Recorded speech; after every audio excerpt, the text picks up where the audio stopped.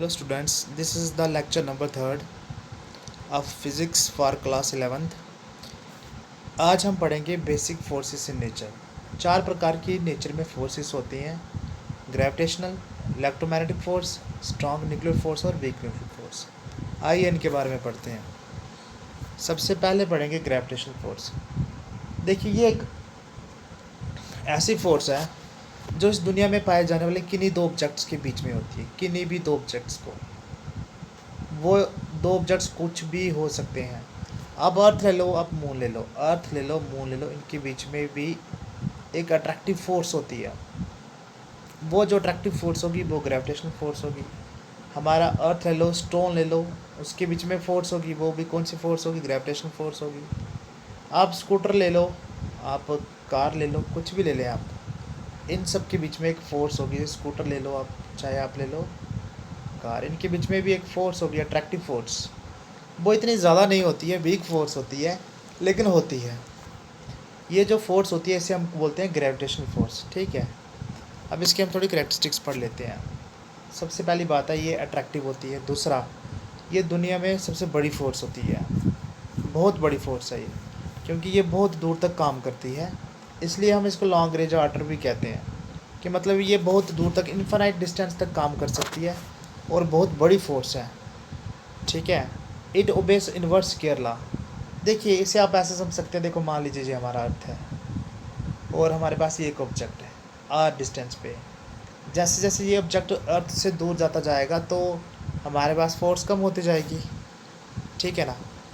तो इसका मतलब है फोर्स होगी वो इन्वर्सली प्रोपोर्शनल होगी, किसके? डिस्टेंस के, इन दो ऑब्जेक्ट्स के बीच में। कोई भी दो ऑब्जेक्ट ले लें, उनके बीच में ग्रेविटेशनल फोर्स होगी, वो इन्वर्सली प्रोपोर्शनल होगी डिस्टेंस के, क्योंकि डिस्टेंस बढ़ता जाएगा तो हमारे पास फोर्स कम होती जाएगी। ठीक है ना? लेकिन ये जो जैसे जैसे डिस्टेंस बढ़ने पर ये फोर्स जो डिक्रीज़ होती है, वो कैसे, कौन सी पावर पे डिक्रीज़ होती है? डिस्टेंस के आर स्केयर डिस्टेंस पे होती है। अगर हम आर का स्केयर करें तो हमारे पास ये फोर्स जो है ना वो डिक्रीज़ होगी, इन्वर्सली प्रोपोर्शनल में होगी। ठीक है, इसे हम कहते हैं इन्वर्स स्केयर लॉ। फिर है कि ये जो फोर्स है ये एक सेंट्रल फोर्स है। This is a central force act along the line joining the centre of to bodies.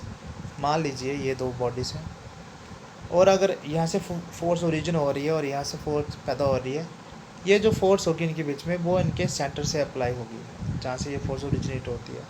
या हम ये कह सकते हैं कि दो ऑब्जेक्ट्स, कोई भी सिमेट्रिक दो बॉडीज़ हैं, वो दोनों एक दूसरे के ऊपर ग्रेविटेशनल फोर्स लगाएंगे, अट्रैक्टिव फोर्स लगाएंगे, वो अपने सेंटर से लगाएंगे। ठीक है, उसके बाद नेक्स्ट देखते हैं। नेक्स्ट होती है इलेक्ट्रोमैग्नेटिक फोर्स। तो देखो, इलेक्ट्रोमैग्नेटिक फोर्स में क्या होता है, ये हमारे पास कोई भी चार्जेस के बीच में फोर्स या तो मैग्नेटिक के बीच में फोर्स जो होती है, सो हम इलेक्ट्रोमैग्नेटिक फोर्स कहते हैं। ठीक है, अब देखो, मान लीजिए हम दो चार्जेस लेते हैं, प्लस प्लस प्लस। ठीक है, पॉजिटिव पॉजिटिव, तो एक पॉजिटिव और एक नेगेटिव। ये तो दोनों चार्जेस देखो, पॉजिटिव होंगे तो रिपेल करेंगे, अट्रैक्टिव होंगे तो ये एक पॉजिटिव और एक नेगेटिव होगा तो क्या करेंगे? अट्रैक्ट करेंगे। तो ये जो अट्रैक्टिव और जो रिपल्सिव फोर्स इन दोनों के बीच में क्रिएट हुई है, इसे हम कहते हैं इलेक्ट्रिकल फोर्स। कौन सी फोर्स कहते हैं? Electrical force. और अगर हम दो मैग्नेट्स ले लेते हैं, सपोज़ ये एक मैग्नेट है और ये दूसरा मैग्नेट है, अगर इसका नॉर्थ पोल इधर है, इसका नॉर्थ पोल इधर है, तो ये दोनों एक दूसरे को क्या करेंगे? रिपेल। क्या करेंगे? रिपेल। और अगर ये जो मैग्नेट्स हैं हमारे पास, अगर ये जो मैग्नेट्स हैं, एक का नॉर्थ पोल इधर है और दूसरे का साउथ पोल इधर है, तो ये दोनों एक दूसरे को अट्रैक्ट करेंगे। तो इन दोनों के बीच में ये अट्रैक्टिव या जो अभी हमने बात की रिपल्सिव जो फोर्स होगी, या मैग्नेटिक फोर्स होगी। तो इलेक्ट्रोमैग्नेटिक फोर्स दो चार्जेस और मैग्नेटिक के बीच में होती है, तो कलेक्टिवली हम इन दोनों फोर्सेस को बोलते हैं इलेक्ट्रोमैग्नेटिक फोर्स। ठीक है, आइए हम इसके कैरेक्टरिस्टिक्स पढ़ते हैं। सबसे पहले, ये अट्रैक्टिव और रिपल्सिव दोनों हो सकती है, रिपल्सिव हो सकती है। ठीक है, इट इज़ रिपल्सिव हो सकती, दोनों हो सकती हैं। देखिए कैसे, मान लीजिए एक पॉजिटिव है, दूसरा भी क्या है? पॉजिटिव चार्ज, तो इन दोनों के बीच में रिपल्सिव फोर्स होगी। और एक पॉजिटिव चार्ज है, दूसरा क्या है? नेगेटिव, तो अट्रैक्टिव फोर्स होगी। तो देखो, दोनों फोर्स एग्जिस्ट कर सकती हैं हमारे पास। ओके, नेक्स्ट, ये हमारे पास 10⁻36 टाइम्स स्ट्रॉन्गर होती है ग्रेविटेशनल फोर्स से, ठीक है। And sorry for the spelling mistakes, okay. तो और 10⁻11 टाइम्स दैन बिग फोर्स ज़्यादा स्ट्रांग होती है, ठीक है। ये भी लॉन्ग रेंज ऑर्डर फोर्स होती है, बहुत दूर तक काम कर सकती है। ये भी इन्वर्स स्क्वायर लॉ को ओबे करती है। ये भी सेंट्रल फोर्स होती है, और ये भी क्या होती है, कंजर्वेटिव इन नेचर होती है। कंजर्वेटिव नेचर का मतलब ये होता है कि ये मतलब इनिशियल और फाइनल पोजीशन पर डिपेंड करती है। इस पर डिपेंड नहीं करती कि कौन से रास्ते से हम एक जगह से दूसरी जगह गए हैं। चलो हम इसके ऊपर एक डिटेल में बात करेंगे थोड़े आगे जाके, ओके। फिर होता है हमारे पास स्ट्रॉन्ग न्यूक्लियर फोर्स। अब स्ट्रॉन्ग न्यूक्लियर फोर्स क्या है, देखो, such forces exist between the nucleons. Nucleons क्या होते हैं, प्रोटॉन्स और न्यूट्रॉन्स। देखो हमारे पास एक एटम होता है, एटम के अंदर न्यूक्लियस होता है। न्यूक्लियस में क्या क्या होता है, पॉजिटिव चार्ज और न्यूट्रॉन्स। पॉजिटिव चार्ज जिनको हम प्रोटॉन बोलते हैं, और ये जो आपके पास न्यूट्रॉन जिनका चार्ज 0 होता है। प्रोटॉन और न्यूट्रॉन को कलेक्टिवली हम न्यूक्लियॉन्स कहते हैं। क्या कहते हैं, न्यूक्लियॉन्स, ठीक है। तो हमारे पास जो न्यूक्लियॉन्स मीन्स प्रोटॉन और न्यूट्रॉन के बीच में जो फोर्स इन दोनों को बांध के रखती है उसको न्यूक्लियर फोर्स कहते हैं। और ये स्ट्रॉन्ग फोर्स होती है, नेचर की सबसे स्ट्रॉन्गेस्ट फोर्स, ठीक है। कैरेक्टरिस्टिक्स देखते हैं, ये जनरली अट्रैक्टिव होती है ये वाली force. They have short range order. देखो हमारे पास एक एटम है, एटम के अंदर जो न्यूक्लियस है जिसके अंदर प्रोटॉन्स और न्यूट्रॉन्स हैं, ये प्रोटॉन और न्यूट्रॉन के बीच में होती है, ठीक है ना। और आपको पता है अगर हम प्रोटॉन और न्यूट्रॉन को थोड़ा सा दूर कर दें तो ये वाली फोर्स जो होगी ना ये काम नहीं करेगी। मतलब ये एक न्यूक्लियस के अंदर बहुत ही स्मॉल से जगह पे ही काम करती है, बड़े दूर तक ये काम नहीं कर सकती, इसलिए हम इसको शॉर्ट रेंज फोर्स कहते हैं, ठीक है। ये इन्वर्स स्क्वायर लॉ को ओबे नहीं करती है, जैसे कि हमने बताया कि F is inverse equal to R square, ठीक है।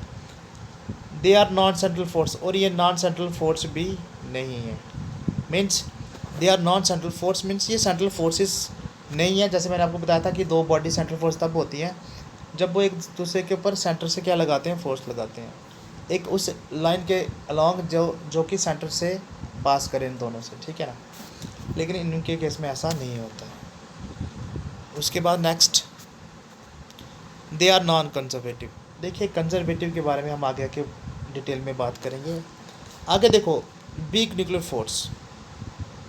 अब ये वीक न्यूक्लियर फोर्स क्या होती है, तो देखो आपको मैं बताता हूँ, आपने रेडियो एक्टिविटी सुना होगा। रेडियो एक्टिविटी क्या होता है, देखो इसमें क्या होता है, जब भी हमारे पास एक एटम का जो न्यूक्लियस होता है बहुत हैवी हो जाता है, हैवी हो जाता है। जैसे हमारे पास, आपने रेडियो एक्टिव सब्सटेंसेस के बारे में सुना ही होगा। देखो रेडियो एक्टिव सब्सटेंसेस ऐसे होते हैं जो अपने में से अलग अलग टाइप के क्या निकालते हैं, रेडिएशंस निकालते हैं।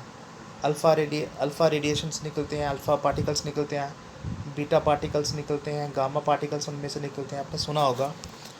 कुछ हमारे पास ऐसे भी एलिमेंट्स दुनिया में पाए जाते हैं जो अपने में से कंटिन्यूसली क्या करते रहते हैं, इलेक्ट्रॉन्स निकालते हैं या प्रोटॉन्स कुछ भी मान लो निकालते हैं, ठीक है।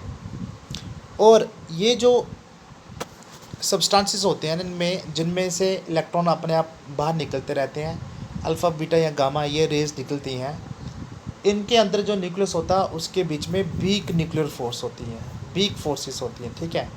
और ये जो वीक फोर्सेस होने की वजह से न्यूक्लियस स्टेबल नहीं होता उनका, और वो क्या करते हैं अपने में से रेडिएशंस निकालते हैं, और स्टेबल होने के लिए क्या करते हैं, ब्रेक हो जाते हैं, और अपने में से इलेक्ट्रॉन्स प्रोटॉन्स या ये कुछ और भी बहुत सारे एंटी न्यूट्रिनो या न्यूट्रिनो पार्टिकल्स को बाहर निकालते हैं। तो ये फोर्सेस उनमें पाई जाती हैं जिनके अंदर हैवी न्यूक्लियस होता है, और फोर्सेस उनके बीच में वीक पाई जाती हैं, ठीक है। कैरेक्टरिस्टिक्स इसकी क्या होती है, ये 10⁻25 टाइम स्ट्रॉन्गर होता है किससे, ग्रेविटेशनल फोर्स से, और it works on elementary particles, और ये एलिमेंट्री पार्टिकल के ऊपर ही काम करता है। एलिमेंट्री पार्टिकल का मतलब होगा इलेक्ट्रॉन प्रोटॉन और न्यूट्रॉन्स के ऊपर ही ये काम करती है, और कहीं पर ये काम नहीं करता, okay. Other property of this force are under the investigation. और आपको ये याद रखना है कि ये जो फोर्स है ना ये न्यू फोर्स है हमारे लिए, अब इसके बारे में और इतनी रिसर्च नहीं हुई है, ठीक है। तो ये था आज का लेक्चर।